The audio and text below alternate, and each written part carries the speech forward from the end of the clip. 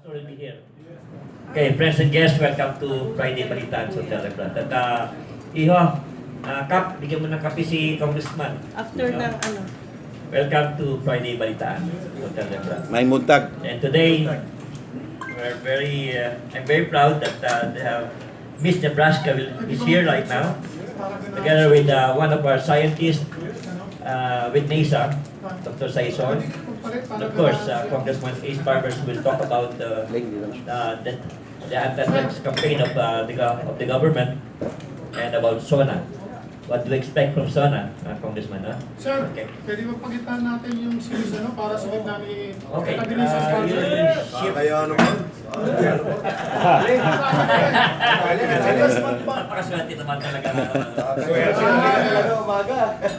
Para maganda yung mga tanong. Ayan. Chemistry. Thank you, Doc, ha? Oh, no problem. Youngest politician. Miss Tisa, nagsama. Dapat pinagitnaan nilang dalawa. Parang lalaki. Anyway, no, it's alright. No, it's alright because Tom will be here. Tom Pastor will be here. No problem. Just stay put.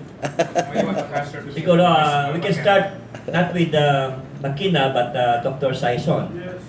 So he can explain everything about their new business and what is it all about and the advocacy of it. Okay, Dr. Sayson, please help yourself. Good morning, everybody. Magandang umaga po sa inyong lahat. Ako si Dr. Jojo Sayson. We arrived from the United States. I arrived last Friday, July 15, and Ms. Mckenna Leitschuck had only 1 hour sleep last night. Oh. And this is how much she's beginning to love the Filipino people. So if you can give her a big round of applause. Welcome. And she's here. Welcome to the Philippines. And it's her first time as well. All right. I am the president and founder of Project Michaelangelo Foundation, and this is an advocacy of empowerment. And the idea behind here is that this is faith-based because in building a society, we need a set of moral standards, and I could not find a template of a moral standard if it's not spiritual based. It has to be profound. I'm also a scientist for the International Space Station through the University of California, San Diego, and I am the author of the first workable theory on why astronauts develop back pain and herniated discs after space flight. So currently, I am part of the team. There's 12 of us, and NASA has assigned us to figure out what's going on. So we are given 12 astronauts to work with. Yeah. So far, we have 6 astronauts, and it's been 6 years that we've been doing this program. And my message is that it's not about myself being part of this. I come back here in the Philippines to do an advocacy of empowering the Filipino people. Because when people ask me, Dr. Jojo, how does it feel to do all these wonderful things with NASA and work with the astronauts? And my answer is, it feels so lonely. And they ask, why? Why are you lonely? Because I look around and there's no other Filipino. Ladies and gentlemen, the Filipino people are one of the most creative people in the world. They're the most intelligent. We have it all here. Yeah. But we have this defeated attitude that we can't do it and it's okay to be here and doing whatever we're doing without reaching out. And I would somehow, if I could help ignite the passion, because it starts with children. The people who are matured already would have a difficult time really reigniting. So it's all about the passion of and being childlike. A 5-year-old will believe anything can be done until that 5-year-old grows up and believes an adult could not be done. Secondly, I'm also president of Project Michaelangelo Foundation for empowering Filipino people. And how do we empower it? We use scientific methodologies of empowering, the how-to. So there are 3 things in some of our lectures on empowerment. We have psychological methodologies that are derived from studies from the University of California, Santa Cruz. I combine it with scripture, because that's the only basis that I can see for for morality, and also a bit of quantum physics ideations. So for the secular thinker who's still doubting somehow, I have a case for God that it's actually logical and scientific to believe in a profound being. So I have those cases, and we do this by empowering, by visiting children, and especially the sick and the ill children. We are the gatekeepers for the progeria children of the Philippines. If you have seen the progeria, these are the advanced cases of aging. So far we have gotten 5 cases. We are the official protectorate, and we work directly with the Progeria Research Foundation for clinical trials. So in a nutshell, that's what I do, and Mckenna will have her own explanation why she's here. Okay, I would like to acknowledge the arrival of Tom and baby pastor, and they will talk about their son's death after a while. So we'll talk about drugs, and maybe Congressman Barbers can give more input of what's really going on, because those who were killed were just small fries, Congressman. And the people are really looking for the big fish, big fishes. Where are they? Please. Okay. Magandang umaga sa inyo lahat. Good morning to our foreign guests. And answering the question of Manong Erick, I also have the same question in mind. Actually, hindi ko rin masagot yung tanong.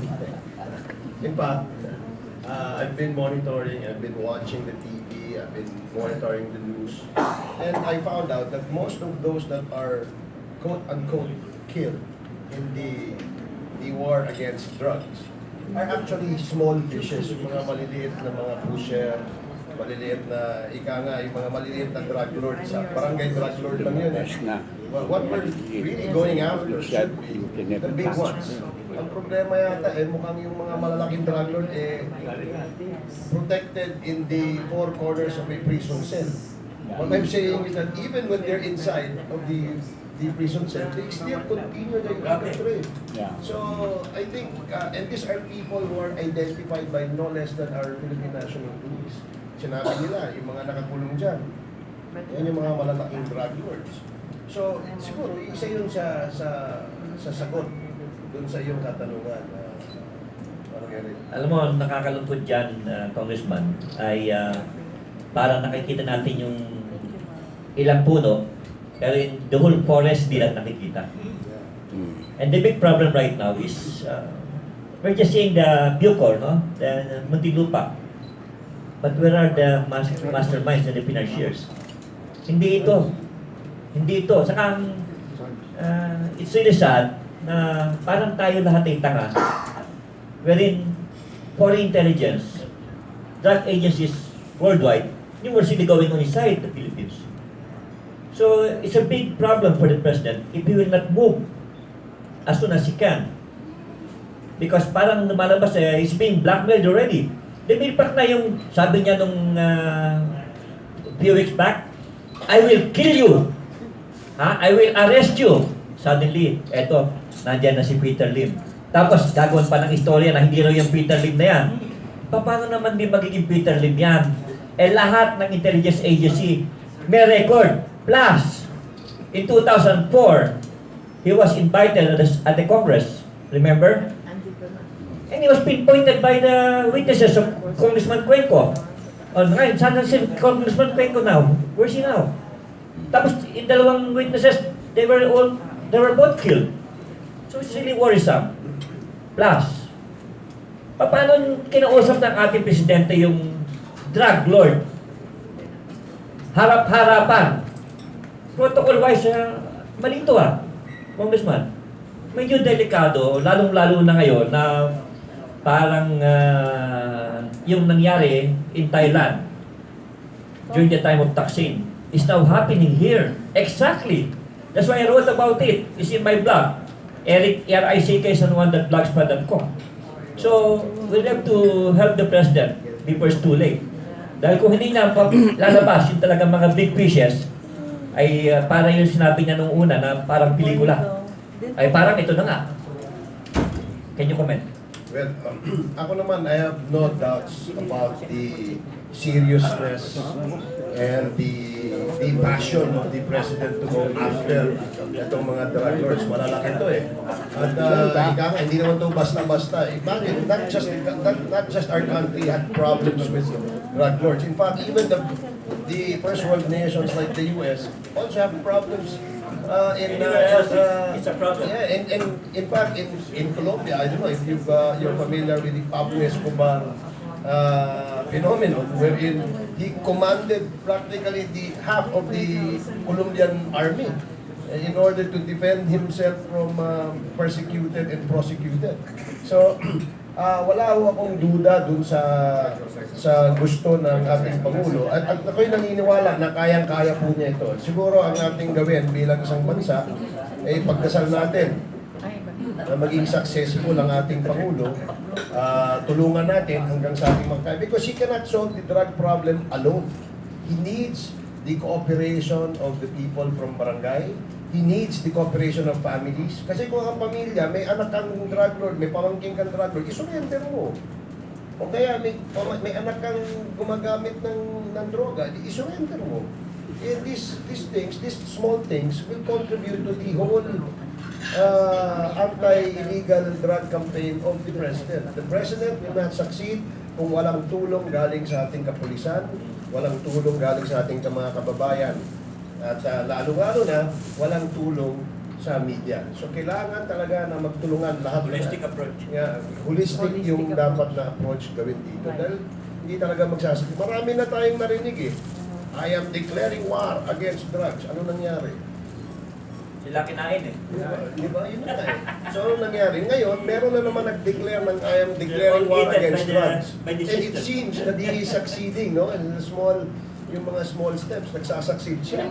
So, kung gusto natin makuha yung malalaki, tulungan natin ang gobyerno, tulungan natin si President Duterte. And I'm sure, I have no doubt that he will make it.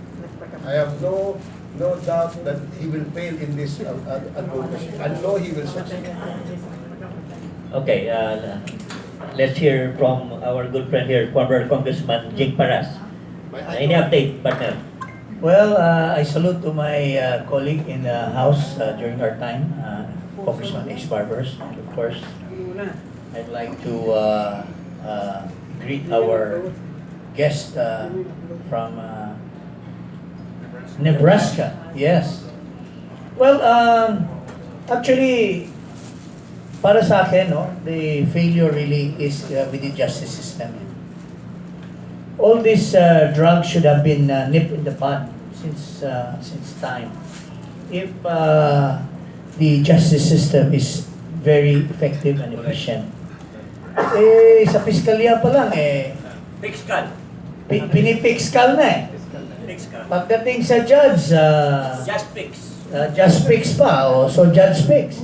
So I think the president, tama yung sinasabi ni H, there must be a holistic but more emphasis in the administration of justice. And I think, I visited a city fiscal's office in one of the cities in Laguna. Imagine, tatlo lang sila. So there is really a vacuum, no?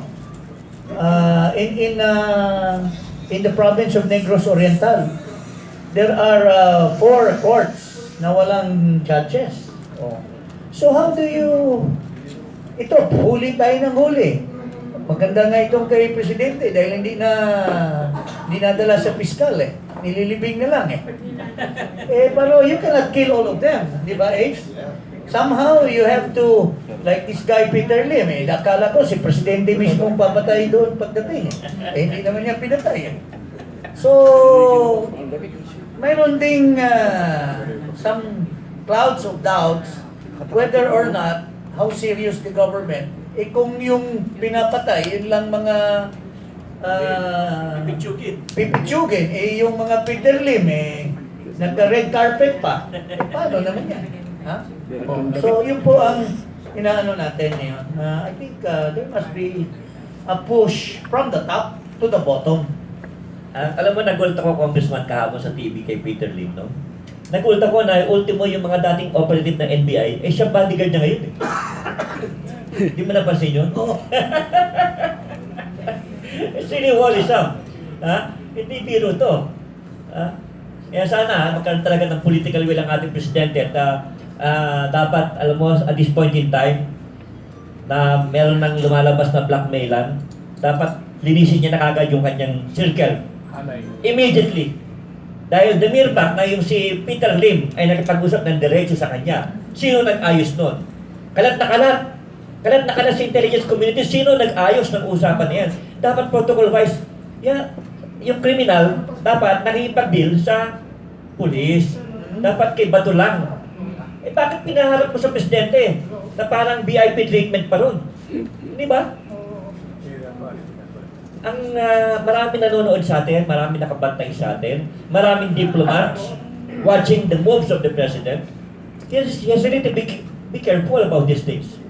Kundi, Diyos ko po, walang maniniwala sa kanya. Yan ang dahil tayong kapareho natin tumulong sa kanya, ay tayo nangangamba na baka mamaya ay hindi na siya paniwalaan ng taong bayan in the process. Tama? Okay, let's talk about the case of Enzo, Pastor. At nandito yung father at ang mother, baby, na mga kababata ko to. At they will talk more about the Enzo. Thank you. Good morning to everyone. I'm Cong Pastor, father of Enzo Pastor.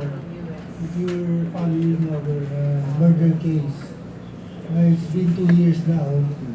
And after DOJ, probable cause was passed on to RTC.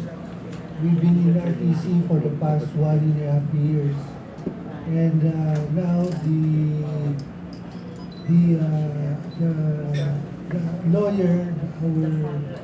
lawyer of the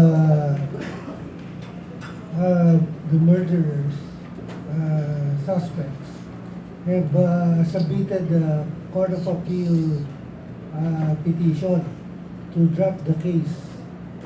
So right now I'm presenting to you a document that the Court of Appeals has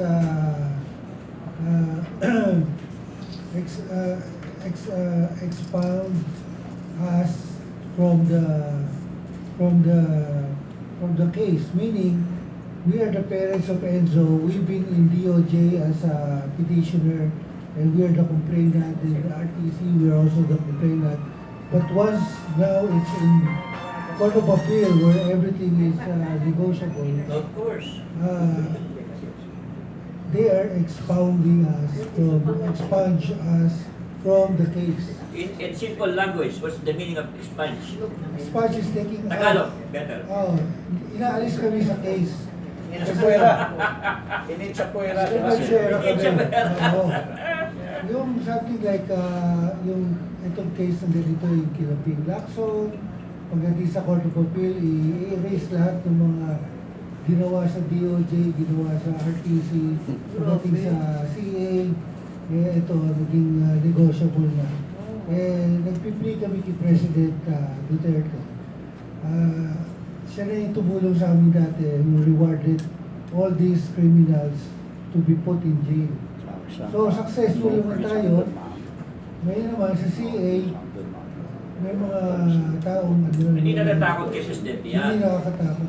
Hindi sila natatakot. So, if I can plead to the President to look into this, we have talked to Solicitor General, the lawyer of CA, that we should watch over the moves from here on. Kasi pwede nilang magkaroon ng judgment na decision to lift all the warrants of the murderers who are presently in jail right now.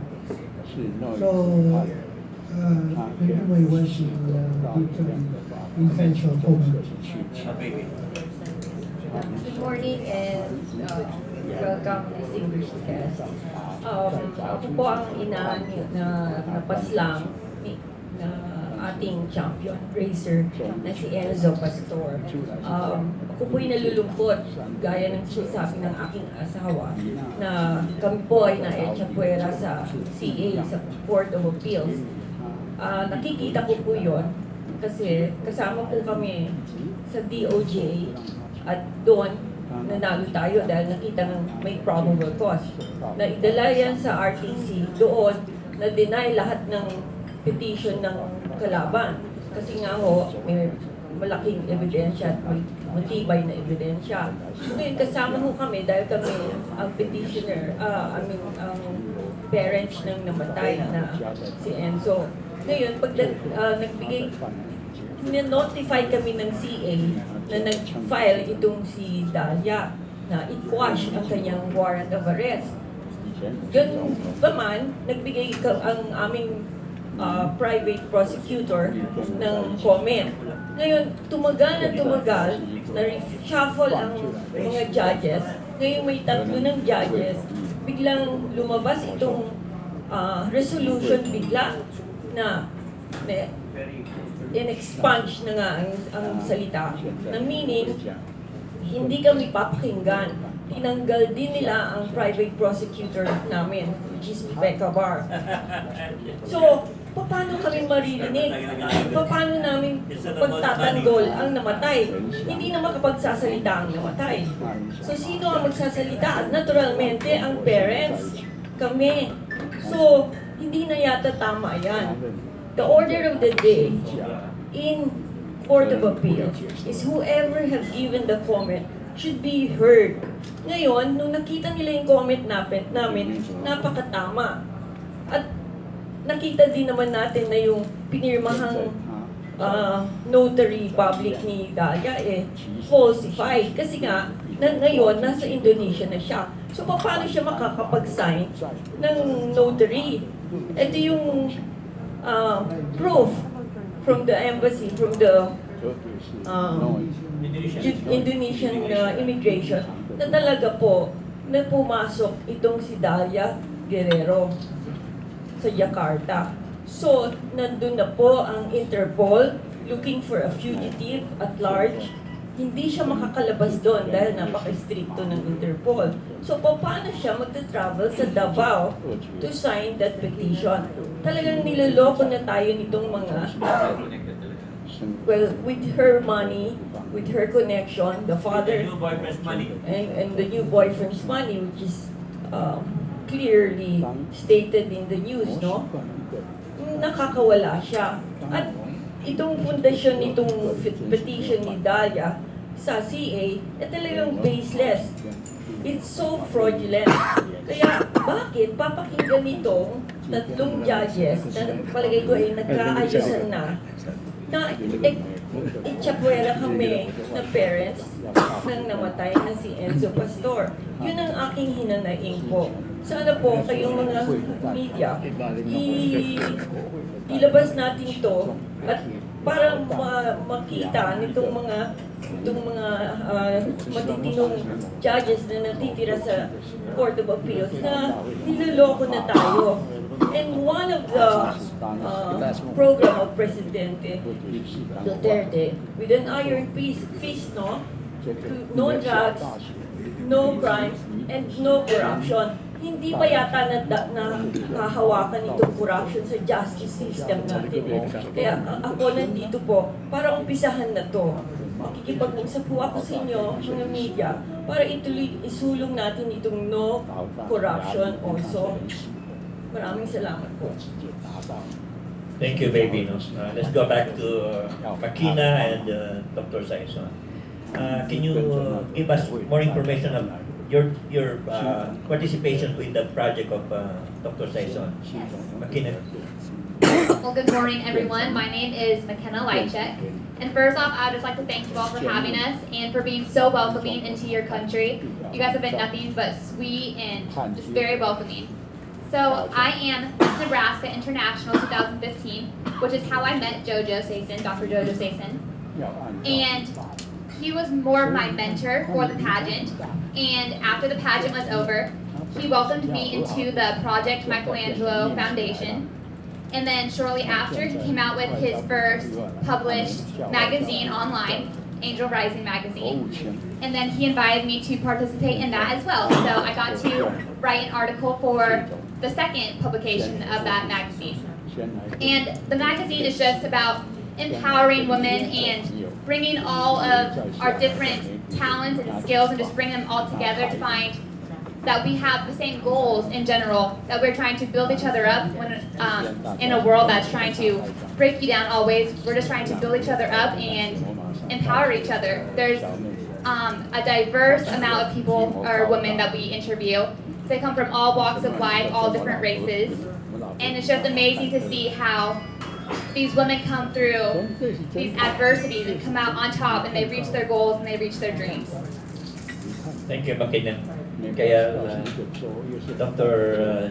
Jojo, why the name Michaelangelo for your project? Michelangelo. Why is it Michelangelo? Well, if we dissect the name Michelangelo, Michelangelo is the Italian pronunciation, Michelangelo. Michel means like God, and Angelo means angel. So the idea here is that to move forward in the civilization, we have to take care of children, right? Now here in this forum, we talk about how to fix the drug problems and the injustices that's happening and the corruption. Ang problema po niyan, hindi po natin malulutas lahat yan ng babakahin natin to. Ang paglutas po niyan ay mag-uumpisa ulit tayo sa kabataan. We have to start with the children. And my advocacy here is that it's based on Jose Rizal. Ang hindi lumingon sa pinanggalingan, hindi makararating sa paroroonan. Correct. Yeah, so Mckenna means whoever does not look back to where he came from will never reach the destination. You're right. So as a Filipino who's living in the United States and garnering all this information and expertise, I am coming back here. Bumabalik po ako upang maghayag ulit ng mga panibagong information. Hindi lang po information, these are methodologies, how to. Because the Filipino people loves an inspiration, they love to have a hero, but it does not last long. When you are inspired, afterwards you forget about it.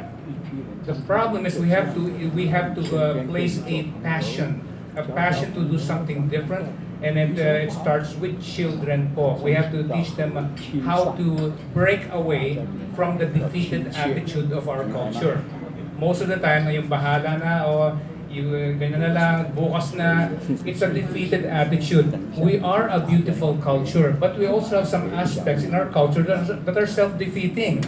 And we are, hopefully, we can expand, and through our connections today, somehow we can all work together and make this a national and academic way, because we're teaching all these technologies, but what we don't teach is how to. It's an empowerment, how to use the mind.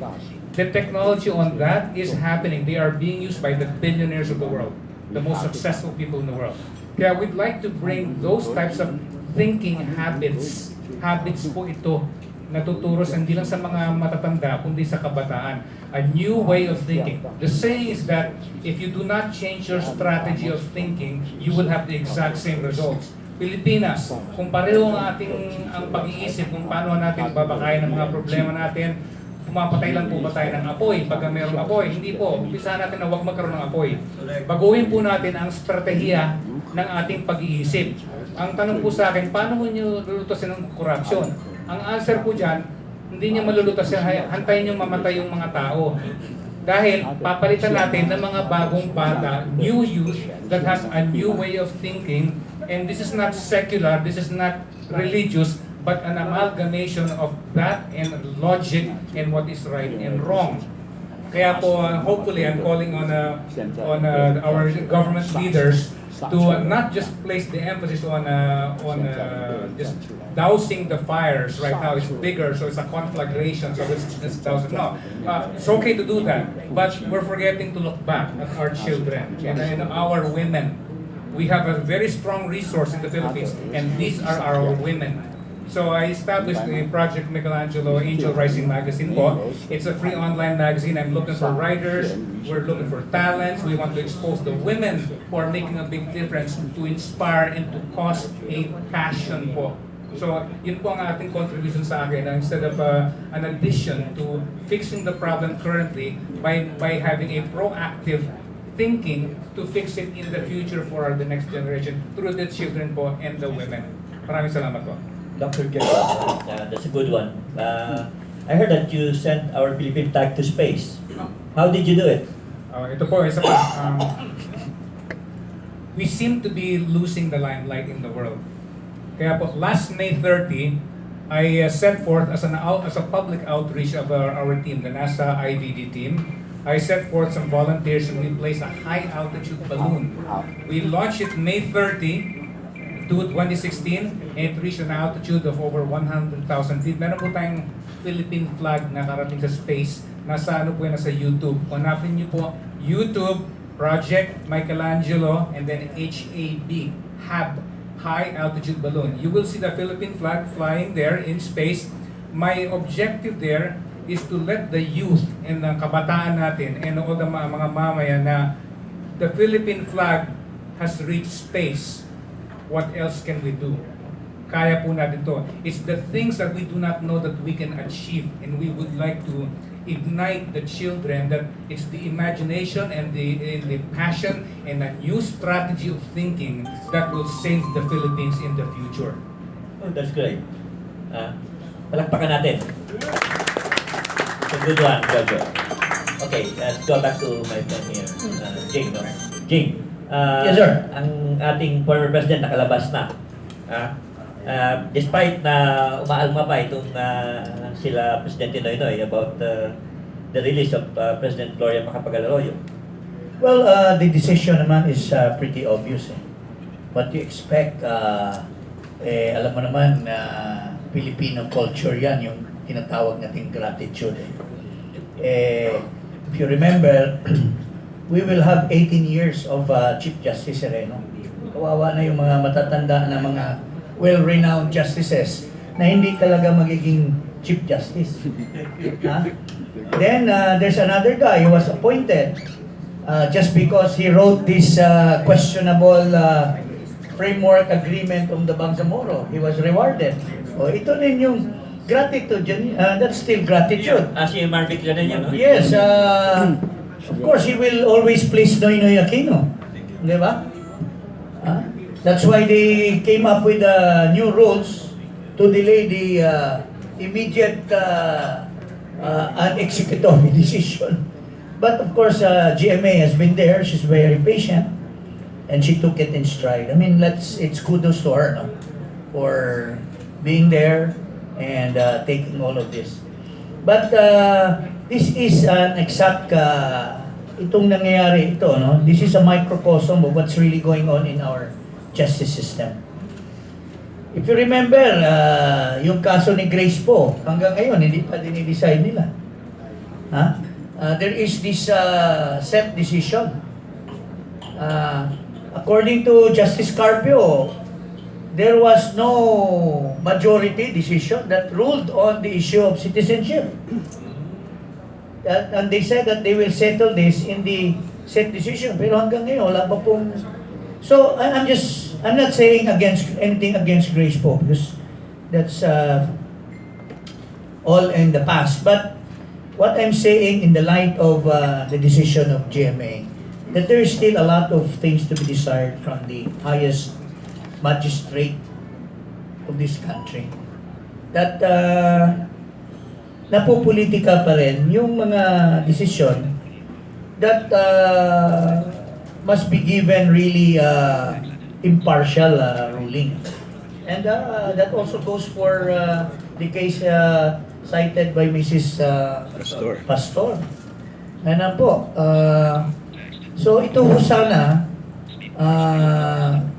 ang bigyan din ng pansin ng ating I long for the day that the President will also, I will kill you judges if you will also dismiss these cases against this drug law.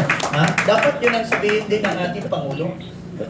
In fact, he's laying off, I mean, I have very high regards for President Duterte, kasama namin ni Asian sa Congress. Pero he's laying off against against illegal gambling. pagpaliban daw muna mukhang drugs and illegal gambling are intertwined eh. Hindi, Congressman, ang pagkakaintindi ko, tinatapos lang itong sa drugs, tapos, i-legalize na lang yung gambling para kumita yung gobyerno. Which I believe is the right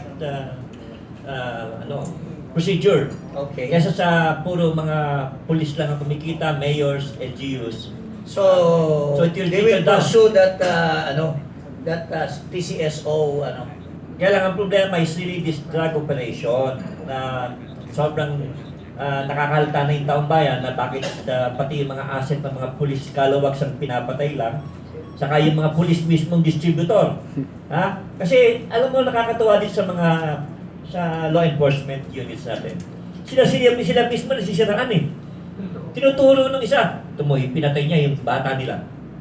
Look what happened. So nalalaman natin in our own little way kung ano talaga itong mga pinapatay. Pero bakit wala silang kibo? Sabi ko nga sa isa, bakit hindi mo idandal? Bakit mo hindi Mahirap na eh. May mas mataas dyan eh. So talagang merong mas mataas na tao behind all these things. Lalo na ngayon, kitang-kita mo na eh. Without us talking, dahil lahat takot, dahil baka mamaya isalvage, pakialaman pati pamilya. Pero very clear na the president should really move as fast as he can bago siya ang unahang i-blackmail itong mga alam mo, let's face it, walang tao sa mundo na walang skeleton sa closet. Hindi tayo lahat ganun kalinis. But nakikita ko sa ating presidente na may edad na rin, masasakitin na rin whether he will say, no, I'm not sick. Tayo nga, mga bata pa tayo, but we feel something already. Siya pa, 70 anyos na yan. So I believe na he really wants to do good for the country, and at the same time, wants to be part of a good history. Pero the mere fact na ito mga alipores mong ilan, may mantsa. Paano gagawin natin dito? So tayong mismo citizen rin, talagang dapat tumulong. I-pressure siya na huwag siyang magpalokot sa mga bata niya na kala niya ay... Saka, alam mo naman tayong Pilipino, walang sikreto rito sa atin eh. Sismoso tayo eh. Diba? Konting galaw lang. Kita mo yung si Laila de Lima lang, hindi makatabo ng sikreto niya eh. Pagka may nakakaalam, nasa internet nakatod siya eh. Tapos yung isang alipores niya na, alam mo naman kung anong karakter nung umaamin na siya yung isa, hindi naman siya yun. Abay, napakadelikado. Bakit guwapo ba yung convict na yun? Hindi, alam mo yung si Kulanco, the truth of the matter, si Kulanco kasi ay manugang ni Paruhinog. Yes. Ahenos Paruhinog. Kuratong Baliling. Sino pa siya Paruhinog? Di ba ngayon ginagamit na pang blackmail kay Presidente na ang daming na litrato na kumpare niya si Paruhinog din, just like Peter Lim. Abay, napakadelikado. Kaya really worrisome for the President na baka mamaya ay hindi lang ito ilabas pagkatapos itong SONA niya dahil meron ng threat. Meron ng grupo na gustong tanggalin raw yung sungay niya. Hanggang maaga. Abay, really worrisome. Hindi biro to. And the threat is really serious. I know that. Dahil yung ilang mga mama na nasa likuran nito ay talagang may guts to do it. Okay, nothing to lose. Nothing to lose. Ito na sa loob eh. No. Hindi yung loob eh. Yung loob, puro mga mid-level lang yan. Yung top level, Diyos ko po, makakilala sa top level sa negosyo pa. Just like any syndicate, just like any mafia boss. Lahat ang mga negosyo nila legal na. Saka mayayaman sila, pinakamayaman sa bawat isang bansa. Not only here. Because the triad now is now 27 big business worldwide. From 3, which I wrote, I exposed it do sa blog ko, Erick San Juan .blogspot.com. You can read it there. Hindi biro to. Kaya, very clear na lahat tayo, left and right, angel and demon, ay napasukan na ng mga galamay nito ng sindikato. Whether we like it or not. Kaya pagka dumaldal ka na, o gusto mo na magsalita, may kakalabit na sa'yo. So, paano natin makakounter ito? Kung di tayo, we will not get our act together. Congressman Barbers, can you comment? Ako naman ay isang ayon dun sa sa punto de vista mo, Manong Erick, tungkol dito sa advokasya ng ating Pangulo laban sa illegal drugs. Sa aking personal na opinion, no, hindi ito maliit na sindikato lang ang babanggain mo rito. In fact, this may even be bigger than your government. Diba? This happened in Colombia. Even in Mexico, bago nahuli si El Chapo, ang dami munang napatay bago nabuha yung El Chapo. Diba? So, ito talaga, kagaya nung sinabi ko rin mo kanina, kailangan talaga matutulungan. Tayo kasi minsan may ugaling Pilipino, alam mo naman yung kapitbahay mo, addict, alam mo naman yung kapitbahay mo, corrupt, alam mo naman yung kapitbahay mo, drug lord, hindi mo naman sinusubo. Kasi yan sa'yo, ba't ako makikialam dyan?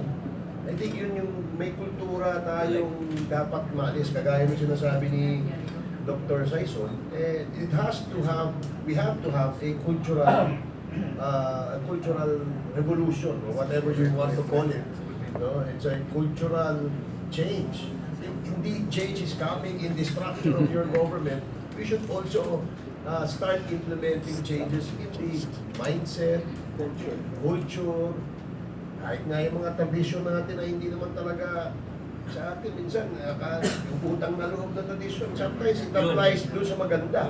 Pero karamihan, hindi naman nag-a-apply sa maganda. So, ba't natin pinagpapatuloy yun? So education, kailangan pagtulong-tulungan nila. So yung drugs na yan, marami, ang tatay ko ay talagang advocate ng anti-drugs yan. In fact, he was the principal author of the Dangerous Drugs Act. And when it was amended, he made sure, together with Senator Tito Soto, that stiffer penalties will be imposed on the drug violators. However, nawala lang yung death penalty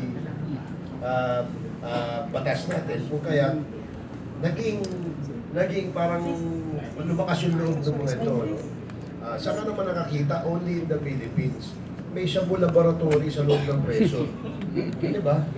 Bukod siya nakakalabas, yung mga preso, bukod siya nakaka-date ng mga artista sa loob, bukod siya paggawa ng jacuzzi, air condition, may puro ano. Parang naman tayong tangan eh. Don't tell me, hindi nakita ng mga guards yun. Diba? So, when you want a holistic approach in your advocacy for drugs, you have to look at changing also and reforming your whole justice system. Yung pillars of your justice system, may depekto, alam natin yan. Kasi wala pa lang sa piskal, nabibili mo na eh. Oh, kung nakalusot ka sa piskal, pagdating mo sa judge, nabibili rin. Minsan nagbebenta ng desisyon. Nakulong mo na, hindi naman nahihirapan. Kasi naka-air condition, may jacuzzi pa. Minsan kumakanta pa. Diba? I mean, you know, these things, there are really obvious defects and defects of the whole justice system. I think, tama yung sinabi ni Congressman Paras eh. Sabi niya, I want to hear that on the SONA of the President, I want to hear him saying that judicial reforms is one of my priorities. Wala nang naniniwala, kahit nga nagnakaw ng ilang bilyong piso sa kaba ng bayan, nakulong ba? Pero yung clerk na pumirma lang, ayun na nakakulong, nag-suffer 18 years, 12 years, diba? Pero yung mga big fishes, nasaan? Wala eh. So I think we should really also Get big, solve the problem later. Yes. Yan ang laging nagiging attitude eh. Pag nanakaw ng malaki, bayad ng mga mahal na abogado, kitang-kita mo na eh, yung mga kaibigan nating mga mamahaling abogado, yun ang abogado ni Peter Lim eh. Ang bodyguard pa eh, dating NPI operatives. Aba eh, talagang matindi to. Hindi basta tao itong saka, nag-impact na kakumpaling araw ni Presidente. Ang daming litrato, nakasama siya. Ay, talagang ibang klase yung mga dating nitong mga tao ito. Meron lang akong isang point. Kasi hindi, wala akong dinidepensahan dito Pero sa mga politiko, lalong-lalo na yung mga kumbaga kagaya ni Congressman Jing Paras, yung may dating. Talagang umipila yung mga gusto maging ninong yan eh. Diba? Minsan, out of our kumbaga, kultura rin natin ng pakikisama dahil yung kumpare mo, kaibigan mo, pinsan mo, kamag-anak mo nakiusap sa'yo. Hindi naman mo tayo kumukuha ng inininong, ng aanakin sa kasal. Pag magtatanong tayo, ikaw ba'y Daddy Lord? Ikaw ba'y ganyan? Di ba hindi natin tinatanong yun eh? No, so, minsan, inevitable na yung mga politiko, nagkakaroon ng mga kaibigan na hindi nila, nakita lang nila doon sa araw ng kasal eh. Di ba, nakatabi lang nila doon sa araw ng gusto na kumakain sila nung nung reception eh. So, hindi din natin maalis ho yun dahil nasa kultura rin ho natin yung kasi di ba, mayroon kasabihan na bawal tumanggi. Kapag ikaw ay mukhang ninong, huwag ka tatanggi dahil malas daw. Marami na niniwala ho sa ganun. Eh, kagaya nung ako, I'm sure. Baka mahina sa 200-300 ang mga inaanak sa kasal ni Sanlibo yata. Oo, hindi pa kasama doon yung mga anak. Eh ako hindi politiko, may Hindi gising pa kasama yung inaanakan. Ano niya sabihin? Sir Jing, Correct. Any questions from the floor? Bishop. Napakaganda po ang usapan natin sapagkat ako bilang kay 74 years old for the 7 years in the media, print broadcast media, ang nakikita ko sa ngayon, napakaganda sa ng ating Pangulo. At dapat panahon na para matulungan natin siya, lalo na yung mga nakaupong halal ng bayan. Dahil ang kulang po sa ating bansa, ang nawala sa atin, yung respeto. Respeto po sa kapwa ang nawawala. Dahil sa respeto po sa kapwang yan, pati yung disiplina, pagpapahalaga sa bawat batas na pinagtrabahuan nyo. Binaliwala na po lahat yun. So sa ngayon po, nakikita natin dahil yung pong mga drug lord, alam po natin, nagsisimula pa lang yan bago dumating ng Pilipinas ang lahat ng nagbebenta ng drug lords. Ang unang target, lahat ng pinakamataas na ranggo ng bansa.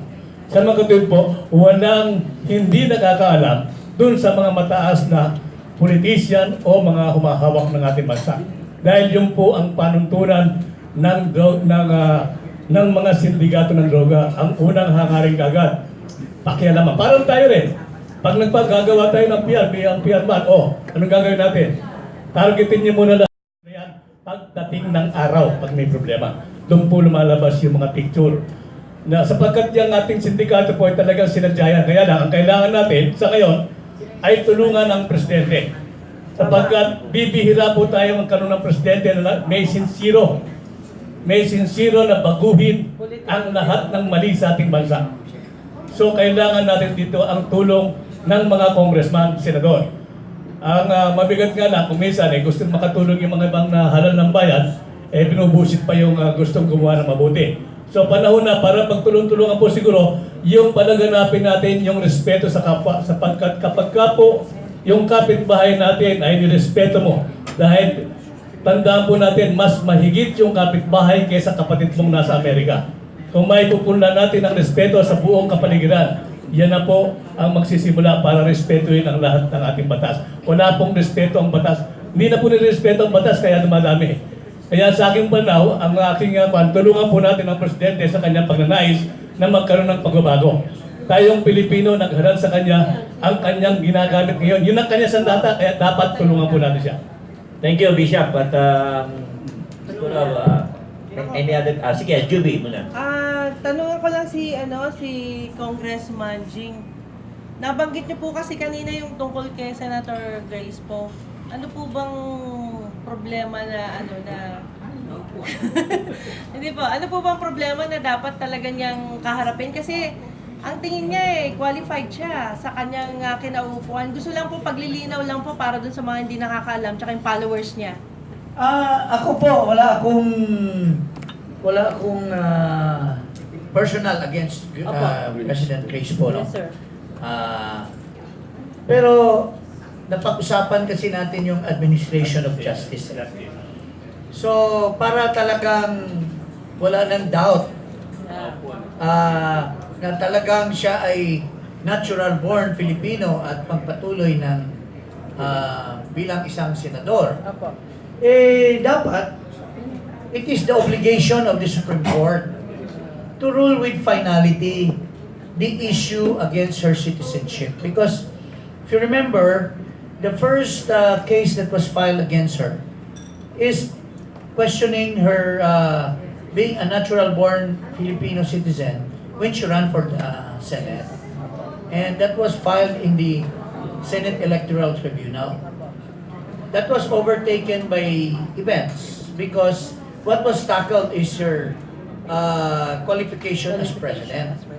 But there were issues raised, no other than the justices mismo, that there was no majority ruling.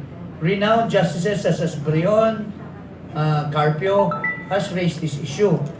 So I was just thinking na perhaps they were trying to defer the main issue on the set case. Eh kaso po, hindi pa wala pang, in fairness to Senator Grace po, dapat the Supreme Court should rule with finality already in this case. Para wala pong doubt as her being a senator. Yun na po. Congressman Barbers, gusto ko lang pong malaman na kung halimbawa po, kagaya sinabi nyo kanina, kailangan pati ugali ng Pilipino ay dapat baguhin. Pwede mo ba itong isa batas? Kagaya nung yung sinasabi natin ugali na hindi pakikinabangan ng mga Pilipino. Kasi pagbabago tayo yun eh. Pwede bang isa batas to? Pati yung nakagawian. Yan. Hindi siguro. Hindi ka pa rin tumatanda. Ikaw, Pero Joby! alam mo, hindi pwede sa batas yun. Hindi pwede. Dapat yun mag-umpisa sa edukasyon. Yun. Siguro mag-umpisa sa mga bahay. Ayaw magturo ng Yung gawa ni Marcos, asa sa ating mga anak. And then let the next generation develop kung ano yung mga tamang asal. Kasi naalala ko na elementary po, merong good manners and right conduct. Yun nga po eh. Wala na. Wala na, religion and morality. Alam mo, it should come together. At saka sir, yung crab mentality ng mga Pilipino, paano ba natin i-set aside to? Kasi talagang talamak yung mga tao na kapag medyo umaangat ang kapwa niya, kinaiinggitan at hinahanapan ng pangit na pangyayari. Ganyan, isumbong natin kay Digong. Ayun. Hindi lang yun, Juby, dati ko lang yung sinabi ni Congressman, no? Dapat magkaroon tayo ng tanggalin na yung K-12 na yan, na kalokohan yan. Lagyan natin ng patriotism at ideology sa ating mga curriculum. Opo. Kaya dito sa atin, maraming bentador, maraming double crosser, maraming collaborator dahil wala tayong ideology. That's the truth about this thing. Kita mo yung Amerika. It's a big country with different nationalities, but they are loyal to the nation. Doc Eric, can I add an answer Yeah, for please. Congressman Ace here? Thank you po. Kasi hindi po natin pwedeng sa batas dahil hindi po sangkot ng batas yan eh. This is a different angle. Now, to start, how do you teach somebody about the talangka mentality? Yeah. We have to make a strategy on not just saying we need a new strategy. We have to make a strategy how to teach it. And the first way of teaching it is to define those things. For example, sasabihin ko po sa inyo, we have to remove the Filipino mind-reading mentality. Yeah. It means that Mind reading. kahit gagawa ka ng any comment, parang alam mo yung iniisip niya, siguro ganyan kanitin niya, siguro ganyan. Siguro na-English sa akin yun, masabi ko yung gwapong mga congressman dito, siguro, it's Filipino mind-reading mentality. Now, if we start defining what those are, and we teach it to the children, they would know the difference if you define them. Kaya my advocacy somehow, even if it's not for me, but somehow something to move forward is to have a strategy. Maybe develop it may sound like it's bureaucracy, but when I think about it, can we add another bureau to the government? My answer is yes. I would call it the Bureau of Empowerment. And what do we do with the Empowerment Bureau? There is technology on how to think, the methodologies of thinking that are being used by these high profile, like yung mga drug lords na yan, high profile, because they have a strategy how to become successful, what to think in life. Yes. So we have to use a strategy, then you pair that up with the only way you can find out what's good and what's bad, by morality. We need to have a sense of God again in our system. It may not be law, but it will be something that's parallel to the laws. Salamat po. May I add, Eric? Yes, Congressman. Actually, Yes, sir. maganda yung thinking mo. Pero actually, nagawa na yan eh. Actually, if you look at our laws, if you look at the preparatory statement, there are guiding principles about what generally should Filipinos should do, di ba? Yes. But most of these laws are not properly implemented. So it still boils down to the implementers. Like, well, first, the government, mga officials, especially local government units supposed to implement these laws. Nandiyan na po yan sa ating saligang batas. Nandiyan na po yung mga prinsipyo na dapat gagawain ng ating mga kababayan. Pero kung ang dami yung batas na hindi yung nagagawa. Precisely, yun po ang yung gusto mong ipadagdag kung isa sa batas, nandiyan na po yung maayos na ugali ng Pilipino, nasa batas na po yan eh. Pero hindi na. Pero, napatupad ba? Hindi yun na. Kasi yung magpapatupad, yun din ang unang nagbibigay ng masamang ehemplo. Okay, let's go back to Cong. Thank you very much. Ano ba? Ikaw ay optimistic o pessimistic na sa nangyayari despite na malapit ka sa presidente ng Pilipinas? Very optimistic naman kami kasi once upon a time when this case was started, si Presidente ang nagbayad ng reward para nahuli yung killer ni Enzo Pastor. So I'm still hoping na maklear yung corruption.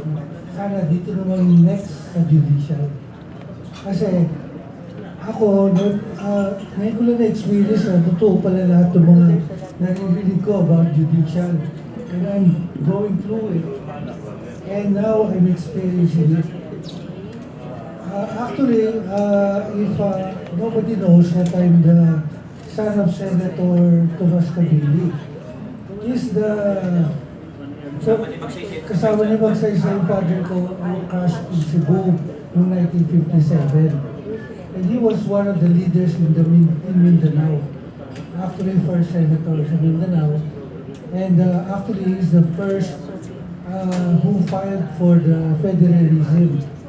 And then, as I can hear yung mga usapan, I think federalism will be a very good turnaround for our country para ma-unite. Kasi it will be in competition with each region. So I support that event. So I'm just saying, if ever na matuloy yung federalism, which was already promulgated, I think it was submitted to the first Congress in 1935. Yung father ko yung father of the federalism during that time. So I hope that can push through. Anyway, going back to my son, we were gunning for a world championship. He was one of the hero of our racing motorsport representative in the Philippines. So we're all, we have all this competitive background in our family. And I hope I can also help, with the president that he's also close to our family. So I hope I can help also. He's a racer himself. Yeah. We used to race together before. Yeah, during our younger days. Okay. Not only racing, no? In everything. Including Jing. Which is the best. Including Jing. I hope It goes together. if the president will call on my help to help also the country, I'll be more than happy to do that. So. Okay. Thank you very much. Okay, let's go back to Mckenna. Mckenna, I know now that you're part of a news magazine, right? So, what is the goal of the Angel Rising magazine? Can you explain to us? Congressman, ano niya mo? Question. Yeah, please, about your magazine. Yes, please. Well, I'm the International Public Relations Officer for the magazine, which is why I got to be brought here to promote it more. Some articles that I have had the privilege to write, I've written for, or had interviews with a lady we like to call the Shark Whisperer. She feeds sharks and swims with sharks. Her name is Liz Parkinson. There's a business entrepreneur there has been a lady named Jana German who has her own business, a school of walking. There are just so many different women with so many different talents and abilities, and just getting to put it out there to inspire other women and other girls to go out and to pursue their dreams.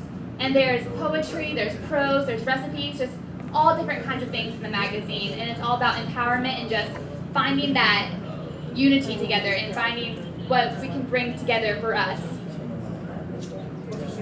Okay. What is the circulation of the magazine?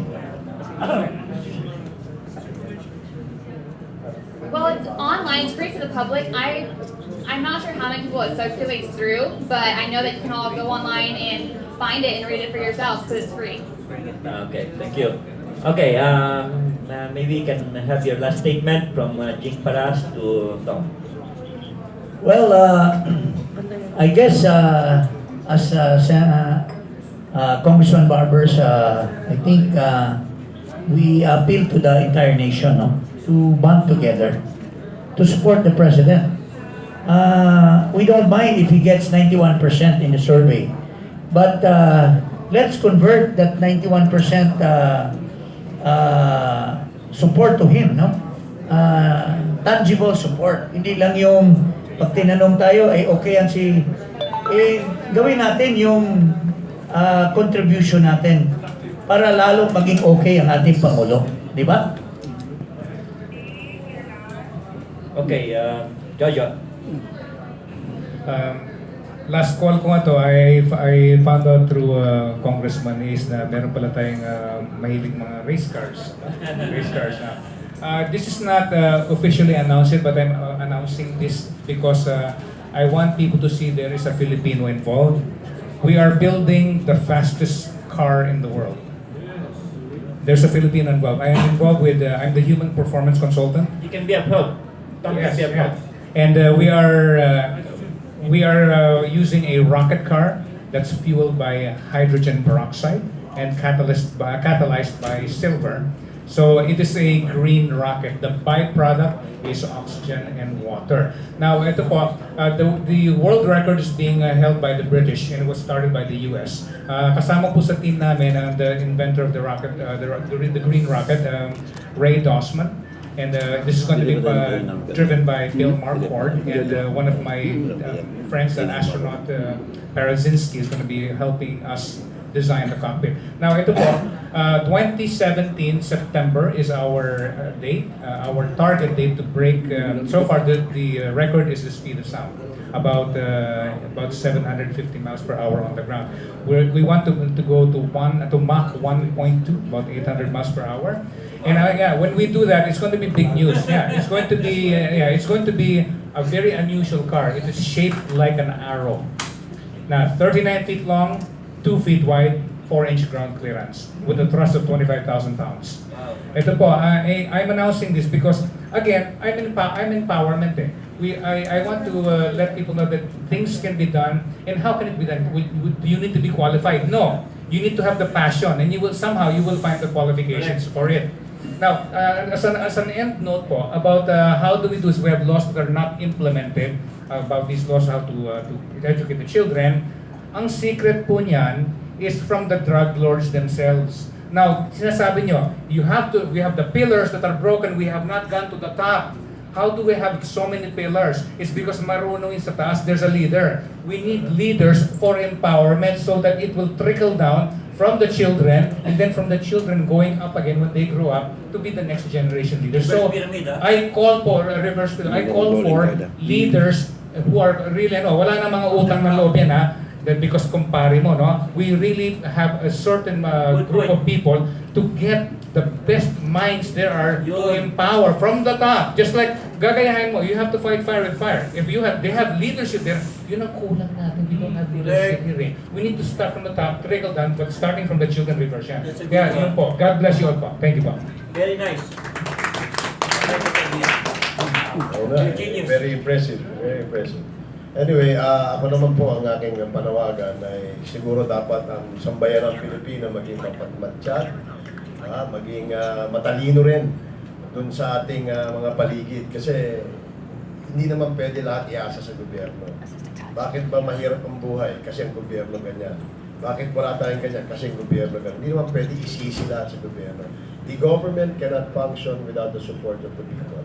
So ang ating panawagan, tayo ay tumulong sa mga programa ng ating presidente, lalo na itong pagtigil dito sa ating droga at kriminalidad dito sa ating bansa. Walang ibang makikinabang dito kapag ito'y naging successful sa programa, kundi ang bawat Pilipino.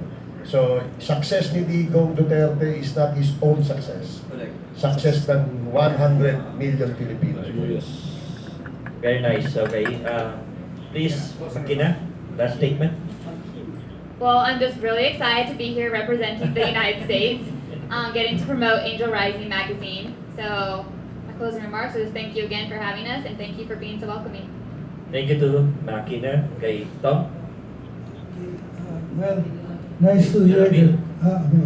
My appeal is sana magkaroon tayo ng justice for Enzo Pastor kasi he was once a hero in motorsport. And in the way that our colleague here is interested in racing, I just wanted him to know that we also hosted the Formula 3 Championship and NASCAR here in the Philippines while he was killed. So unfortunately, we stopped it, but we're resuming it starting next year again. Kasi in Asia, lahat may F1 na. Tayo na lang ang walang motorsport tourism program. So, buti na lang DOT, PTA, now CSA has sponsored us to launch a hosting of motorsport in the Philippines. So we'll continue it and we might be able to complement your passion. Okay. Thank you. Okay, with that, I would like to thank our guest from the far right, Congressman Jing Paras, Dr. Jojo, my anak-anakan, Congressman Ace, because the father's really very close to me, and a long-time ally, Senator Barbers. That's Mckenna, we're proud of you to be here, and my kababata, Cong here. Thank you so much. And last part of the program is a prayer for our ally here, Archie, to be led by Juby. Juby, please get the mic.